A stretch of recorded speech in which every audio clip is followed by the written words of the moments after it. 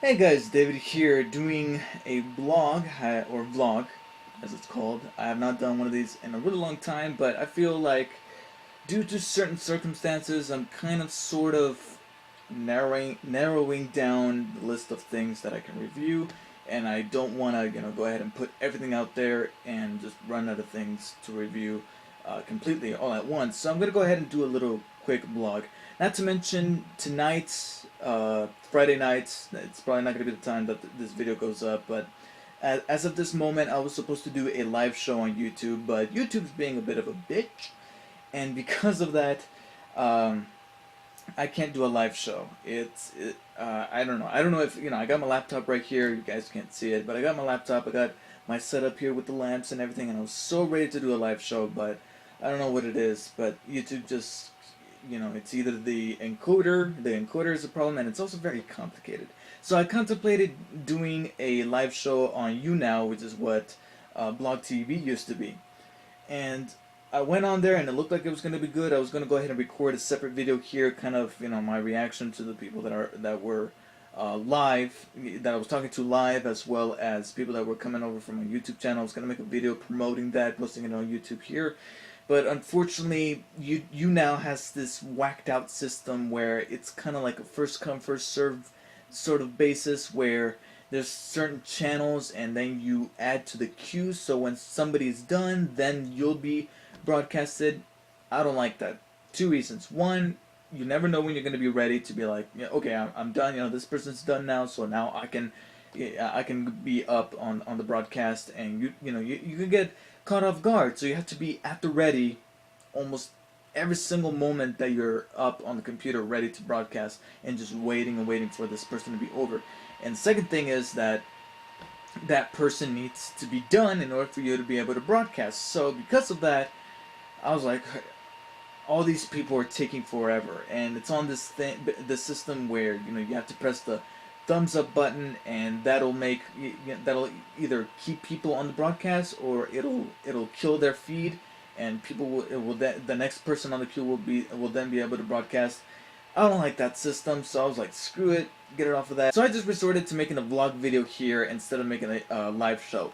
However, while I'm at it, I am compelled to ask you guys, what are some good live streaming sites out there that are very convenient, they're very simple to do? You set up your channel, you input your information, you sign up, and then you can broadcast at your own will without having to deal with this system of having thumbs up, thumbs down, waiting for somebody to be over, or dealing with all these encoders and streams in order to make them link to one another like YouTube likes to do. So if somebody has a good recommendation for a good live streaming website, please post it in the comments below. I would really love to make live shows, but for the time being, it does not look like I'm going to be doing any of those anytime soon, especially on YouTube, because YouTube hardly anybody tunes in because of my following base, due to my base of followers. Because even though I have over 2,400 subscribers, not many of those subscribers are on YouTube nowadays. I mean, some of them have subscribed and then just beat it, and hardly any of them are watching my videos as it is. So how many of them do you think are actually going to tune into my live show? So because of that, I would really like to take my live show services elsewhere and be able to promote them through YouTube and be able to do live shows in another website. So if you guys know of any websites, please post them in the comments below.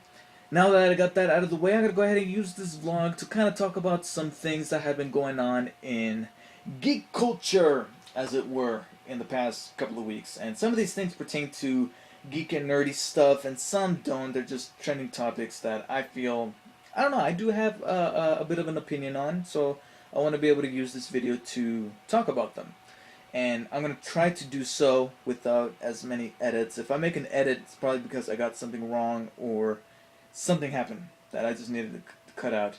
But other than that, I'm going to try to make this a no-holds-barred type of conversation from me to you, only without the live functionality. So if you guys have any sort of opinion on the topics that I'm going to be talking about, post them in the comments below, and I'll try to reply to reply to as many as possible. And if you guys like this sort of vlog, then feel free to comment below and let me know, and that way I'll do more vlogs in between reviews. I'll continue doing reviews, but maybe I'll do a vlog here every now and then. So, first up, let's talk about some of the more geeky, nerdy news that has been going on in the past week. Starting off with the big one. Ben Affleck is going to be the new Batman. How do I feel about this? Well, I'm not gonna lie. My first reaction was, what the fuck? I'm gonna go ahead and take off my glasses because I feel like I'm getting a reflection here of my glasses and it's covering up my eyes. But I hate taking off my glasses because it shows an imprint right there. I don't know if it's coming through on the camera, but it leaves an imprint on my nose, and I hate it. I really hate it. So I'm gonna go ahead and take off my glasses now. I'm not blind. I can still see. I hate it that people say that when I take off my glasses, oh my god, you're so blind. Because then when I take off my glasses, they're keen to try on my glasses. And when they try it on, they're like, oh, you're so blind. No, okay? I can still see that there's a laptop there, there's an iPod there recording me, and there are lamps. I'm not batshit blind, alright? Now, granted, I can't see writing that's very far. Like, there's a calendar up there. I know that it's, August, but I can't exactly read it. Anyways, that's my little rant on people saying that I'm blind when I take off my glasses. Anyway, yeah, Ben Affleck being Batman. I'm not gonna lie. My first reaction was daunting. I was like, Ben Affleck? Out of all people, Ben Affleck. Now, granted, the guy has been on a uprising of sorts, not so much as an actor, but as a director. Everybody's just clamoring, saying how amazing of a director he is. And honestly, they're completely right, because Ben Affleck, just came out of nowhere directing Gone Baby Gone, and people were like, man, I mean, it's not the most fascinating directorial debut. Well, actually, it was one of the most fascinating directorial debuts. It's just that nothing exactly stood out from his directing style. But in terms of being able to tell a story and bringing on all these great performances, it was awesome. So then he did The Town, and then it was in The Town where he started to show a form of style in his direction. And then Argo came out, and that style blossomed even more, and he won a Best Picture Oscar. So obviously, and nonetheless, these three movies, I'm not so sure about Gone Baby Gone, but I know for a fact that The Town and Argo were done under Warner Brothers' belt. So it's not exactly that much of a surprise that Ben Affleck would be associated with Warner Brothers' decision to cast him as Batman, considering that he has worked with Warner Brothers before. Now, in terms of his suitability as the Caped Crusader, I would say that it is true. There were some people saying Heath Ledger, that pretty boy who played a gay cowboy in Brokeback Mountain, he's going to be the Joker. And he ended up giving probably one of the best performances of our generation. Not only in a comic book movie, but in a movie in general, in my opinion. And another sort of mirror that people were using is Michael Keaton. Everybody was saying that he was, what was it, Mr. Mom? He was Mr. Mom before he was Batman. He was Beetlejuice before he was Batman. Beetlejuice came out in 88, and Batman came out in 89. So people were like, Beetlejuice is going to be Batman? Seriously? Now, do I know this from first-hand experience? No, because I was still a fetus. I was 2 years unborn when Batman came out. That's not to say that I watched Batman over and over later on when it came out in video cassette. But I will say that it is believable that was the first reaction when Michael Keaton was cast as Batman. But he ended up being a really good Batman. In my opinion, I think the better Batman was Christian Bale, but the one thing that keeps him from being a perfect Batman was the voice. I mean, if it wasn't for the voice, if Christian Bale used Michael Keaton's voice for Batman, Christian Bale would have been the perfect Batman. But that voice kind of brings him down a few pegs. Would Ben Affleck be up to par? I think it is one of those things where I'm just gonna hold my judgment out until we see at least an image. I think at least an on-set picture of Ben Affleck in the costume. And even then, I mean, it's a costume. The only thing that's going to be shown is his jaw. And he has a pretty decent jaw. Now, granted, us as moviegoers is going to be a little bit recognizable.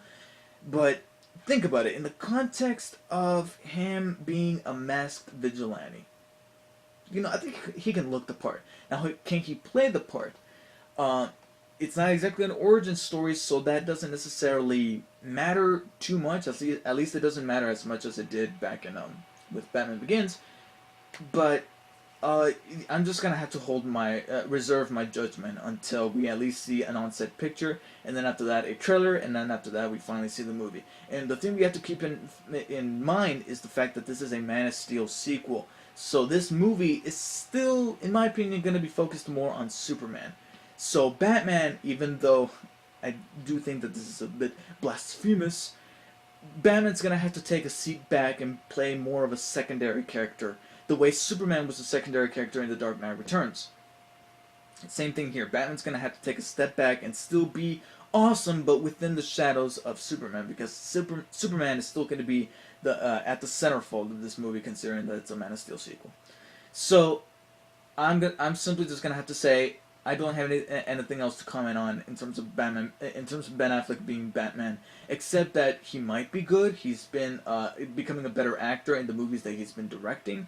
However, the fact that those are the movies that he's directing, I don't know if that's going to have any sort of impact on his performance as Batman, considering that now he's going to have to take direction from Zack Snyder. So, but until then, I'm just going to have to say, wait for a set pick at least, and then wait for the trailer, and then start building your anticipation until you finally see the movie. And then we'll see. Next bit of news is actually news that just came out today, and that is Bradley Cooper. Let's see when I'm on time. 12 minutes. Okay, I'm good. The next bit of news is Bradley Cooper is going to be voicing, not necessarily playing all the way. I just did that. He's going to be playing Rocket Raccoon in the Guardians of the Galaxy movie. And much like Ben Affleck, except not to the biggest extent. What? That was my first reaction. Bradley Cooper? Out of all people, I would have chosen somebody like Simon Pegg. I don't know. When it comes to Rocket Raccoon, I don't exactly, think Bradley Cooper immediately. I don't know.